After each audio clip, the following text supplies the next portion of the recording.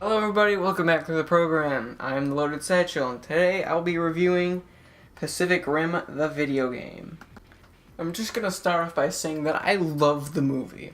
Mainly the action parts between the Jaegers and the Kaiju. I loved the fight, and that was my favorite part. And when I found out that there was a video game where you can actually customize your own Jaeger and Kaiju, I just had to get it. As soon as I got home, I downloaded the game immediately. So for a fighting game, you would assume that it would have good controls. Well, it doesn't. At all.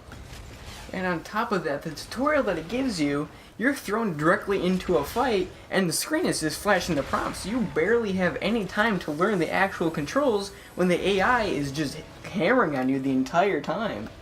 It may take a while for you to get a good handle of the controls, but you eventually will.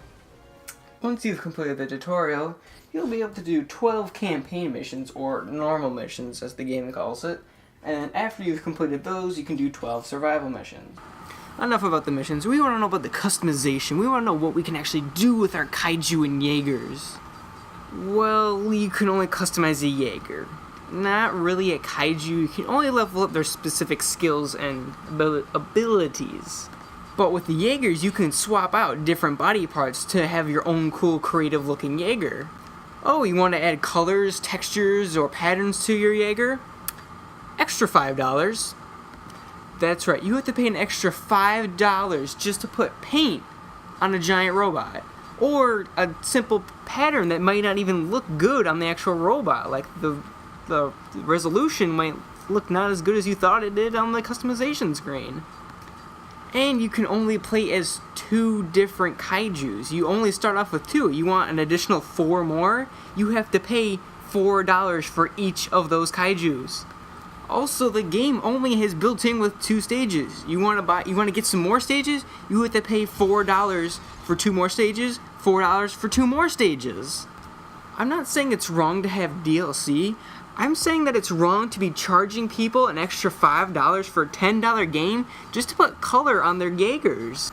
And more stages. You only get 2, so you at least have 3 or 4.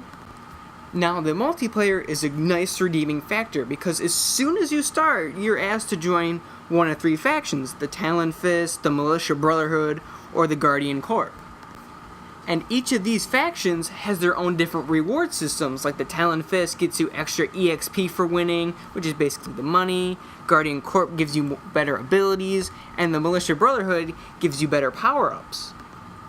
Getting the actual multiplayer to work is on and off. Sometimes you'll be able to find a match really easily, or you'll never find one at all. Now, the best part of the multiplayer is that it's balanced. If you create a game, depending on the skill level of your Kaiju or Jaeger, you'll be asked if you want to have a set limit so anyone from your range of skill level can fight against you, or you can turn the limit off so you can fight anyone with any sort of skill level. Now, if you search in your skill level, it depends on the skill level, but when I tried it, I rarely found anyone in my skill level. I had to turn the limit off and fight someone who just overpowered me, and the match was over in 5 seconds. I got humiliated.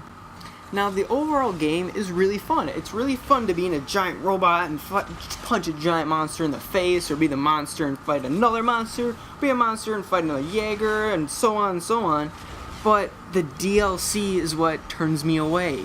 Seeing how you have to pay for every last detail, every last thing you want that should already be in the game. That being said, I give this game a 5 out of 10 without DLC.